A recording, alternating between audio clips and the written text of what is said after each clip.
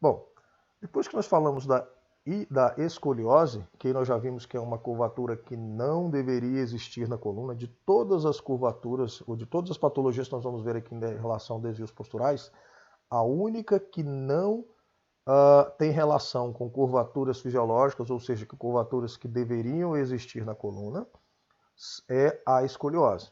Então se atenha a isso. Se algum teste, alguma prova perguntarem sobre a escoliose, qual é a única curvatura que não trata de um aumento de uma curvatura já existente na coluna, é a escoliose. Bom, agora nós vamos falar da hipercifose. Lembra que, quando eu voltei lá na figura, eu falei das curvaturas fisiológicas e quando há um aumento dessa curvatura fisiológica, passa a ser uma patologia. Esse aumento na região cifótica, tá? Na região torácica, onde eu vou ter um aumento da curvatura cifótica, ele é denominado de hipercifose torácica. Olha o prefixo aqui de hiper, muito grande, uma grande cifose, um aumento dessa curvatura. O que é hipercifose torácica? Principalmente ela vai ocorrer aqui na parte da região do dorso, tá? Na parte da curvatura torácica, ela vai ter um aumento dessa curvatura, um aumento grande dessa curvatura, algo que se percebe bem em pessoas que desenvolvem a hipercifose torácica, é uma protação dos ombros. O que seria essa protação do ombro? O ombro ele vai ser anteriorizado, a pessoa tende a projetar os ombros para frente e também a cabeça para frente. E aí vai dar esse aspecto que as pessoas chamam de corcunda, tá? Ou seja, uma alta gibosidade da região torácica, ou seja, um alto volume da região torácica, principalmente na região do tronco ali, na região do tronco, onde o pescoço, a cabeça é projetada para frente, os ombros são anteriorizados. Geralmente ocorre um encurtamento do músculo peitoral e um relaxamento dos músculos dorsais. Então, nessa briga de músculos antagônicos, o músculo peitoral está ganhando e você tende a projetar as costas para frente, o ombro para frente e formar essa gibosidade posterior, ou seja, essa alta curvatura da região cifótica. O que seria normal de curvatura na região da cifose? Uma cifose entre curvaturas normais, ou um ângulo de curvatura normal, ela vai variar entre 20 a 40 graus. Abaixo disso, você, em vez de ter uma hipercifose, você pode ter uma hipocifose, ou seja, uma retificação da curvatura cifótica. E acima disso, você pode desenvolver uma hipercifose, ou seja, um aumento abrupto da curvatura cifótica da região torácica.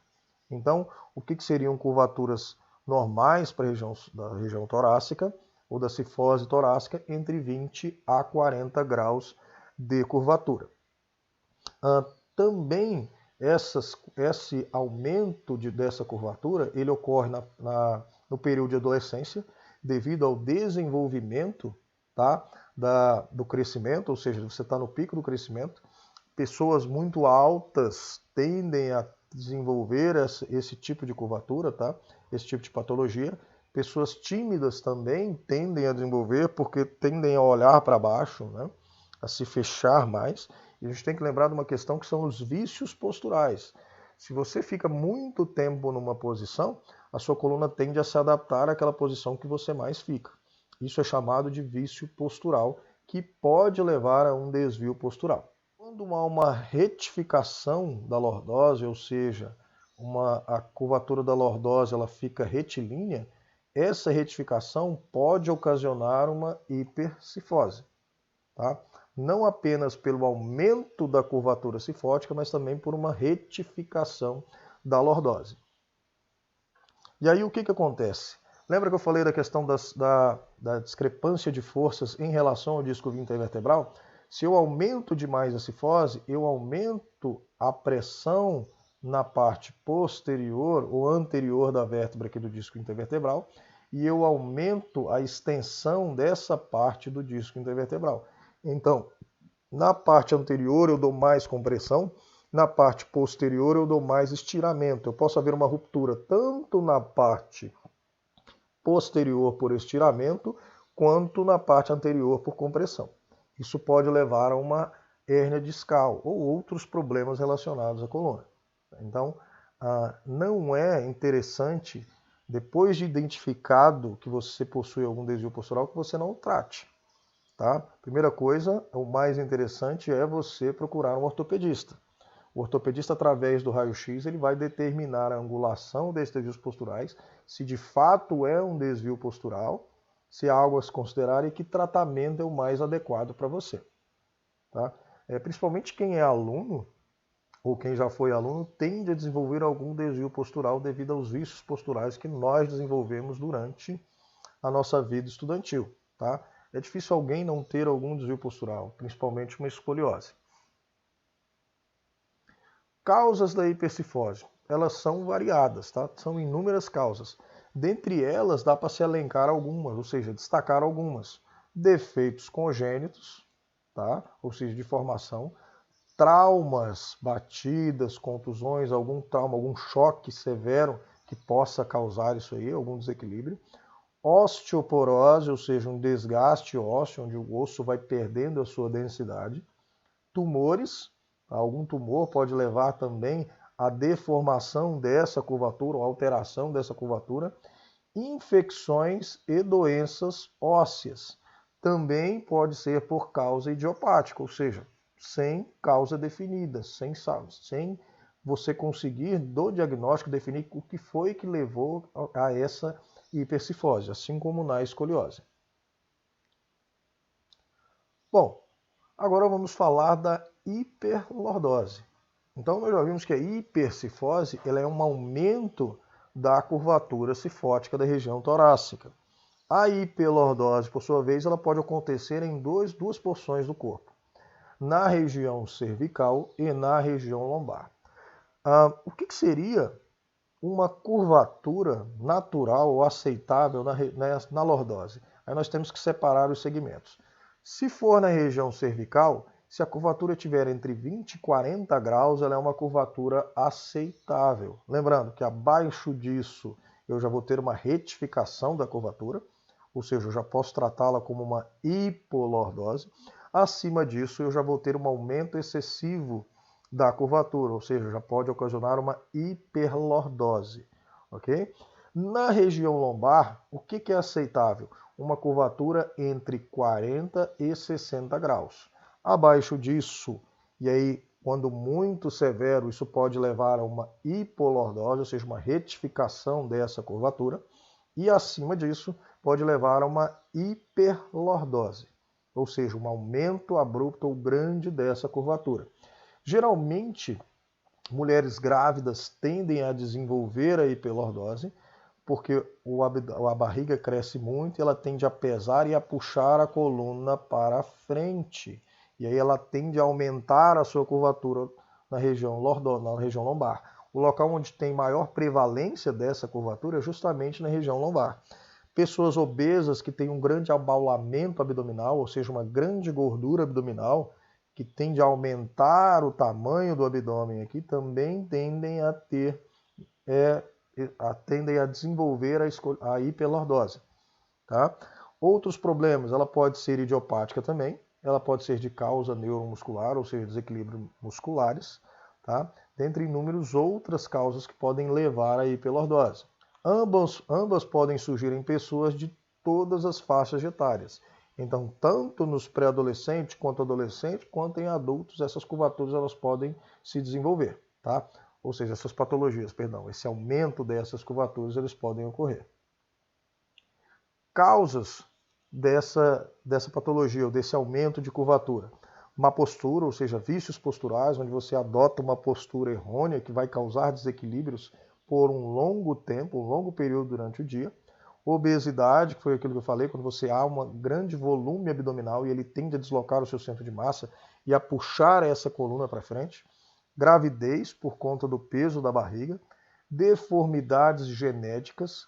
Lesões. Hérnia de disco, por conta da postura adotada para diminuir a dor. Então, quando você sente dor naquela região, você tende a mudar a posição para que ela se adapte a uma posição onde você não sente dor. E aí essa posição pode ser uma que aumente justamente essa curvatura. E fraqueza ou encurtamento dos grupos musculares, onde há discrepância entre músculos agonistas e antagonistas, ou seja, anteriores e posteriores, ou músculos que equilibram a pelve, ok? Então, onde eu tenho essas discrepâncias de forças musculares aí, isso pode levar ao acometimento, ao aparecimento de uma hiperlordose ou uma hipolordose também. Classificação da hiperlordose. Então a hiperlordose ela apresenta algumas classificações. Quais seriam elas?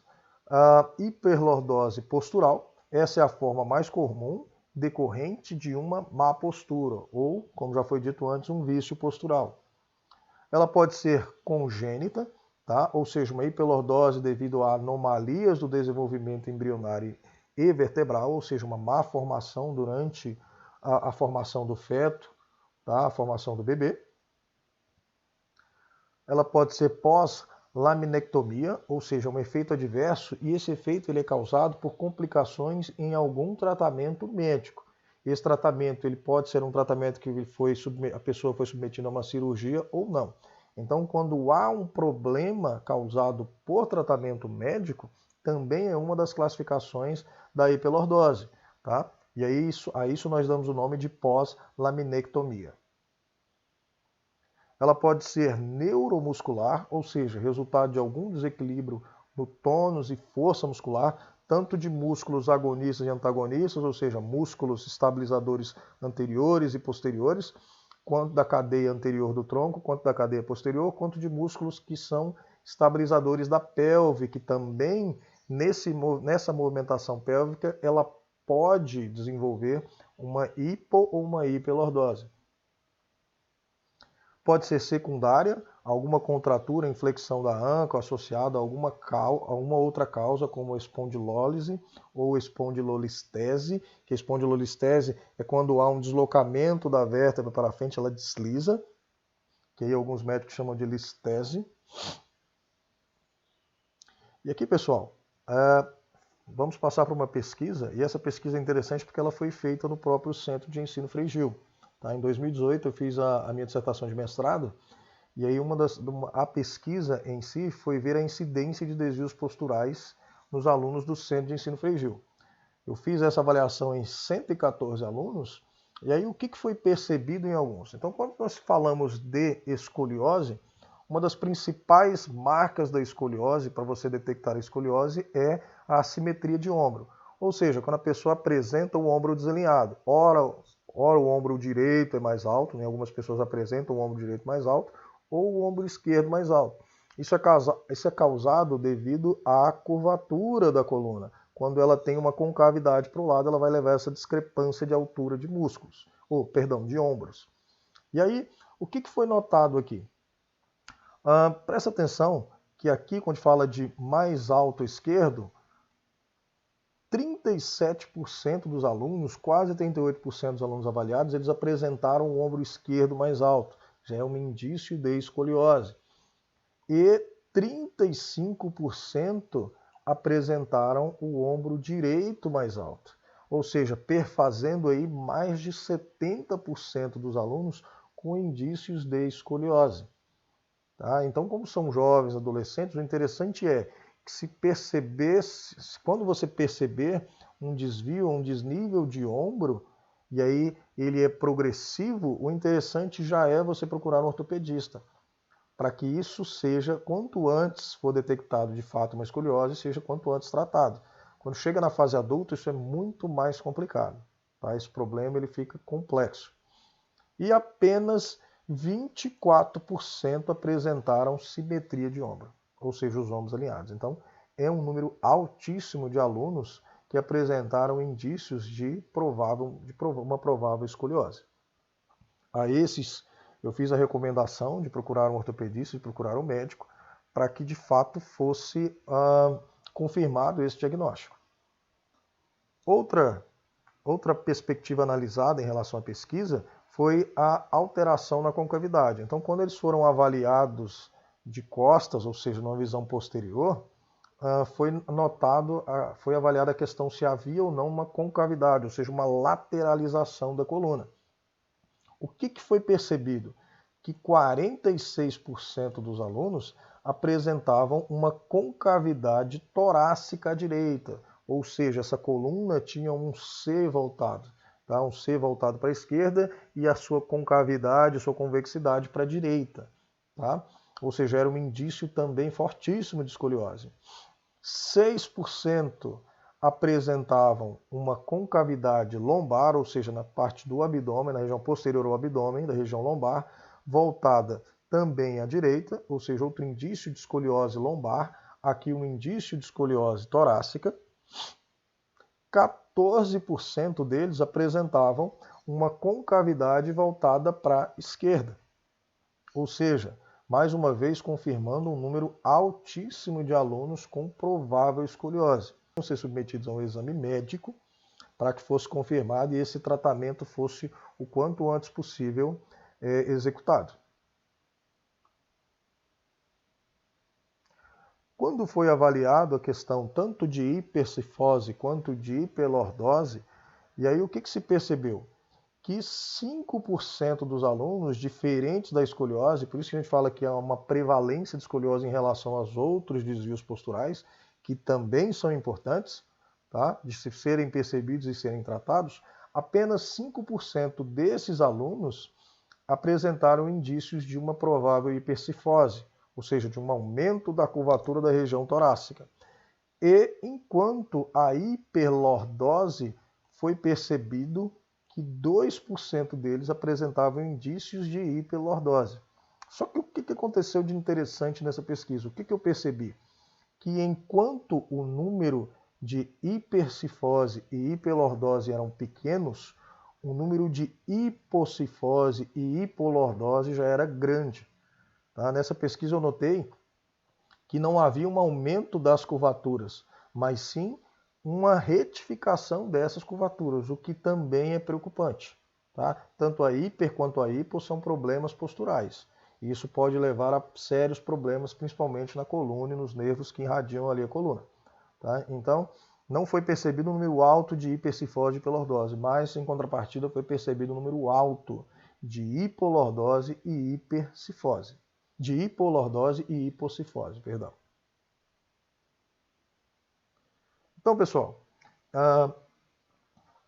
o meu muito obrigado. Nós vamos ficando por aqui. Essa foi a nossa aula de desvio postural. Eu fiz um resumo aqui para que a aula não ficasse tão extensa. Eu vou passar um texto para vocês também sobre, abrangendo mais profundamente esses desvios posturais, os tratamentos, com algumas fotos dos tratamentos, tá? Algumas imagens, algumas figuras. E aí espero que vocês continuem estudando. Nós estamos aqui em casa, mas não estamos de férias. Tanto vocês quanto nós, professores, estamos trabalhando, que é estudando. Tá? O que nós queremos com isso é fomentar a questão do estudo para vocês, que vocês percebam que estudar é importante, que o conhecimento ele é sempre válido, independente da área de que seja, tá? Tanto da educação física, quanto do português, da matemática, em todas as ciências, arte e cultura, tá? Filosofia, dentre outros. Então o conhecimento ele é válido em todas as áreas e aí a gente precisa de um conhecimento abrangente e amplo, ok?